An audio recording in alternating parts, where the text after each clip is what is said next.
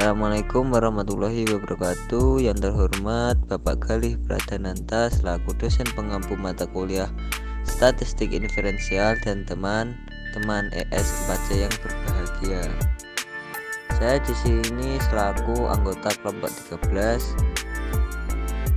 akan menerangkan analisis deret waktu atau time series. Selanjutnya saya akan memperkenalkan kelompok 13, yaitu yang pertama Fuad Salim selaku pemateri pertama, yang kedua Awibi Nasihul Amin sebagai pemateri kedua. Selanjutnya saya akan merangkan materi tentang komponen deret waktu. Pertama, pengertian analisis time series atau deret waktu atau berkala adalah data yang disusun berdasarkan urutan waktu atau data yang dikumpulkan dari waktu ke waktu. Selanjutnya, komponen time series. Yang pertama adalah tren jangka panjang.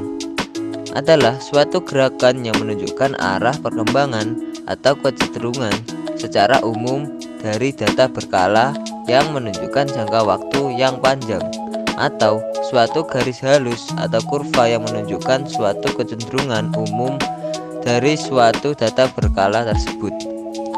Nah, di bawahnya itu ada contoh pola tren jangka panjang, yaitu polanya ke atas. Polanya itu tidak selalu ke atas, bisa saja ke bawah. Yang selanjutnya, yang kedua, yaitu variasi musiman, adalah suatu gerakan yang naik turun secara teratur yang cenderung untuk terulang kembali dalam jangka waktu tidak lebih dari 1 tahun. Nah, di bawah itu gambar polanya, yaitu naik turunnya secara teratur dan berulang-ulang tetapi tidak lebih dari 1 tahun. Yang ketiga, yaitu variasi siklis, adalah suatu gerakan yang naik turun secara teratur yang cenderung untuk terulang kembali setelah jangka waktu lebih dari 1 tahun. Nah, polanya di bawahnya itu naik terus turun, tetapi setelah itu naik lagi tetapi tingginya tidak sama, yaitu naik turunnya tidak sama dan itu terulang kembali lebih dari 1 tahun. Yang keempat, yaitu variasi random atau acak, adalah suatu gerakan yang naik turun secara tiba-tiba atau mempunyai sifat yang sporadis atau pola tidak teratur sehingga biasanya sulit untuk diperkirakan sebelumnya. Dan gambar polanya seperti itu, naik turun, naik turun, turun, turun. Nah, seperti itu kan tidak bisa diperkirakan. Dan pola variasi random ini jarang digunakan. Selanjutnya saya akan menerangkan tentang teknik menghaluskan. Yang pertama, yaitu rata-rata bergerak. Rata-rata bergerak untuk suatu periode waktu adalah rata-rata aritmatika dari nilai-nilai dalam periode waktu itu dan mendekatinya. Misalnya, untuk menghitung rata-rata pergerakan 3 periode untuk setiap periode waktu, kita akan menghitung rata-rata nilai deret waktu dalam periode waktu tersebut. Periode sebelumnya dan periode berikutnya, kami menghitung pergerakan 3 periode rata-rata untuk semua periode waktu kembali, kecuali yang pertama dan terakhir. Untuk menghitung periode 5 rata-rata bergerak, kami rata-rata nilai dalam periode waktu itu, nilai dalam 2 sebelumnya periode ini, dan nilai dalam 2 periode waktu berikutnya. Kita dapat memilih nomor periode yang dapat digunakan untuk menghitung rata-rata bergerak. Selanjutnya, rumus metode rata-rata bergerak. Rumus moving average atau rata-rata bergerak sebagai berikut. MA sama dengan sigma X atau jumlah periode. Keterangannya sebagai berikut. MA adalah moving average, sigma X sama dengan keseluruhan penjumlahan dari data periode waktu yang diperhitungkan. Jumlah periode sama dengan jumlah periode rata-rata bergerak, atau dapat ditulis dengan MA sama dengan buka kurung N1 ditambah N2 ditambah N3 ditambah titik-titik tutup kurung dibagi N. Selanjutnya yaitu contoh soal metode rata-rata bergerak. Soalnya bisa dibaca di gambar ya. Yang pertama yaitu bulan Januari, Februari, Maret, April, dan Mei. Nah, sehingga jawabannya perkiraan untuk bulan April adalah MA April sama dengan 22.500 ditambah 37.750 ditambah 30.000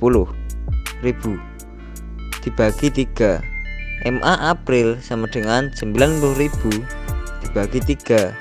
MA April sama dengan 30.000. Jadi perkiraan penjualan ponsel pada bulan April adalah sekitar 30.000. Selanjutnya yaitu yang kedua, rata-rata bergerak terpusat.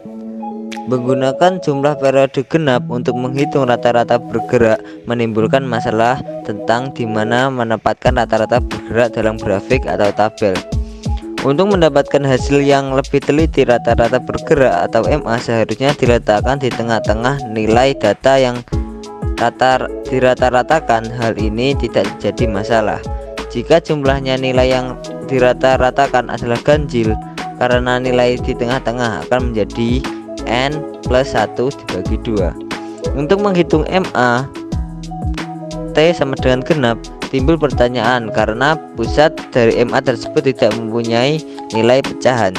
Salah satu contohnya adalah perhitungan MA 4 dari 8 nilai. Pusatnya adalah 2, 5, 3, 5, 4, 5, dan 65. Ternyata rata-rata bergerak yang tidak terpusat atau center dalam kasus ini dapat menimbulkan masalah. Masalah seperti ini biasanya dapat diatasi dengan mengambil rata-rata bergerak untuk periode sebelum nilai tengah dan rata-rata bergerak setelah nilai tengah periode kemudian. Kedua nilai tersebut dirata-ratakan untuk menghasilkan rata-rata bergerak terpusat. Selanjutnya yang ketiga yaitu penghalusan eksponensial. Dua kelemahan terkait dengan metode rata-rata bergerak smoothing time series. Pertama, kami tidak memiliki rata-rata bergerak untuk periode waktu pertama dan terakhir. Jika deret waktu memiliki sedikit pengamatan, nilai yang hilang dapat menunjukkan hilangnya informasi yang penting. Kedua, rata-rata bergerak merupakan sebagai besar nilai deret waktu. Contoh soal penghalusan eksponensial sebagai berikut. Tamara membuat roti dan ia menjualnya secara online dengan memajang roti buatannya di tokonya, dan permintaan pada bulan Januari 40 kotak roti, bulan Februari 51 kotak roti, bulan Maret 43 kotak roti, bulan April 66 kotak roti, dan selanjutnya bisa dilihat di gambar PPT di channel YouTube ini. Selanjutnya yaitu gambar soalnya, bisa dilihat periode pertama sampai 13. Selanjutnya cara menghitung, yakni dengan menjumlahkan keseluruhan data permintaan kemudian dibagi dengan banyaknya periode yang ada, di mana total keseluruhan permintaan adalah 609 dibagi periode sebanyak 12, sehingga F1 sama dengan 609 dibagi 12 sama dengan 50,75. Sehingga dari hasil peramalan menggunakan eksponensial smoothing diperoleh hasil bahwa perkiraan permintaan di bulan Januari 2022 sebesar 52,90 kotak roti, atau dibulatkan menjadi 53 kotak roti. Sekian, terima kasih. Tren dan efek musiman. Tren merupakan perubahan jangka panjang baik naik maupun turun dalam data. Dalam pembicaraan tentang tren, kita harus memperhatikan berapa banyak data yang ada dan juga penilaian kita terhadap definisi jangka panjang. Sebagai contoh, peubah-peubah keadaan cuaca biasanya memberikan variasi siklus pada periode yang sangat panjang, misalkan 75 tahun. Jika kita hanya punya data untuk 20 tahun saja, maka pola osilasi jangka panjang ini akan terlihat sebagai tren. Sebuah tren bisa linear atau non-linear dan memang bisa mengambil banyak bentuk fungsional. Cara termudah untuk mengukur tren jangka panjang adalah dengan analisis regresi, di mana variabel bebasnya adalah waktu. Jika kita percaya bahwa tren jangka panjang kira-kira linear, Y sama dengan beta 0 ditambah beta 1T ditambah epsilon. Jika kita yakin bahwa trennya non-linear, kita dapat menggunakan salah satu model polinomial. Sebagai contoh, model kuadrat adalah Y sama dengan beta 0 ditambah beta 1T ditambah beta 2T2 ditambah epsilon. Efek musiman. Variasi musiman dapat terjadi dalam 1 tahun atau dalam interval yang lebih pendek, seperti bulan, minggu, atau hari. Untuk mengukur efek musiman, kami menghitung indeks musiman yang mengukur tingkat perbedaan musim satu sama lain. Salah satu persyaratan yang diperlukan untuk menghitung indeks musiman adalah deret waktu yang cukup panjang untuk memungkinkan kita mengamati variabel selama beberapa musim. Misalnya, jika musim didefinisikan sebagai per 4 tahun, kita perlu mengamati deret waktu setidaknya selama 4 tahun. Indeks musiman dihitung dengan cara berikut. Yang pertama, hapus efek variasi musiman dan acak dengan analisis regresi, yaitu menghitung garis regresi sampel Y pangkat T sama dengan B0 ditambah B1T. Yang kedua, untuk setiap periode waktu hitung rasionya. Rasio ini menghilangkan sebagian besar variasi tren YT per YT. Yang ketiga, rasio ini menghilangkan sebagian besar variasi tren. Lalu untuk setiap jenis musim, hitung rata-rata rasio pada langkah 2. Prosedur ini menghilangkan sebagian besar, namun jarang semua variasi acak, menyisakan ukuran sebesar musiman. Lalu sesuaikan rata-rata pada langkah 3 sehingga rata-rata semua musim adalah 1 bila perlu. Contoh soal, industri pariwisata dipengaruhi oleh variasi musiman. Di sebagian besar resor, musim semi dan musim panas dianggap sebagai musim ramai. Musim gugur dan musim dingin, kecuali Natal dan Tahun Baru, adalah musim sepi. Sebuah hotel di Bermuda telah mencatat tingkat hunian setiap kuartal selama 5 tahun berakhir. Data ini ditampilkan di sini. Ukur variasi musiman dengan menghitung indeks musiman year, yaitu tahun, quarter atau kuartal, occupancy rate atau tingkat hunian, ya, seperti gambar berikut. Kemudian perhitungannya, melakukan analisis regresi dengan Y sama dengan tingkat hunian dan T sama dengan periode waktu 1, 2, sampai 20. Persamaan regresinya adalah Y sama dengan 0,639368 ditambah 0,05246T. Untuk setiap periode waktu kami menghitung rasionya YT per YT. Pada langkah selanjutnya, mengumpulkan rasio yang terkait dengan setiap kuartal dan menghitung rata-ratanya. Kemudian menghitung indeks musiman dengan menyesuaikan rasio rata-rata sehingga dijumlahkan menjadi 4,0 jika perlu. Dalam contoh ini itu tidak perlu. Seperti ini penjelasannya. Indeks musiman memberitahu kita bahwa rata-rata tingkat hunian di kuartal pertama dan keempat berada di bawah rata-rata tahunan, dan tingkat hunian di kuartal kedua dan ketiga berada di atas rata-rata tahunan. Mengharapkan tingkat hunian di kuartal pertama menjadi 12,2% atau di bawah tingkat tahunan. Tingkat kuartal kedua dan ketiga diperkirakan masing-masing 7,6% dan 17,1% di atas tingkat tahunan. Tingkat kuartal keempat adalah 12,5% di bawah tingkat tahunan. Gambar di bawah menggambarkan deret waktu dan garis tren regresi. Untuk gambarnya seperti ini. Kemudian pengantar peramalan. Banyak metode peramalan yang berbeda tersedia untuk praktisi statistik. Salah satu faktor yang harus dipertimbangkan dalam memilih diantaranya adalah jenis komponen yang menyusun time series.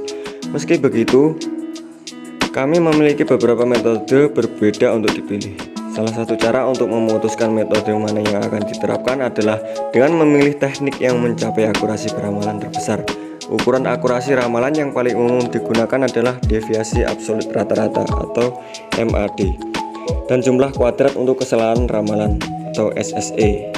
MAD atau mean absolute deviation dihitung dengan cara seperti gambar tersebut. Lalu SSE atau sum of square for variance error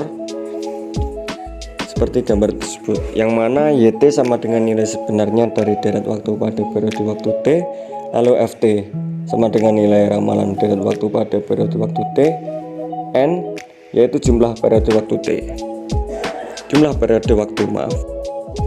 Keterangannya sebagai berikut. MAD menghitung rata-rata perbedaan absolut antara nilai aktual dan perkiraan. SSE adalah jumlah perbedaan kuadrat. Ukuran mana yang digunakan dalam menilai akurasi ramalan tergantung pada keadaan. Jika menghindari kesalahan besar itu penting, SSE harus digunakan karena menghukum penyimpangan besar lebih berat daripada MAD. Jika tidak, gunakan MAD. Mungkin lebih baik menggunakan beberapa pengamatan deret waktu untuk mengembangkan beberapa model peramalan yang bersaing dan kemudian meramal untuk periode waktu yang tersisa.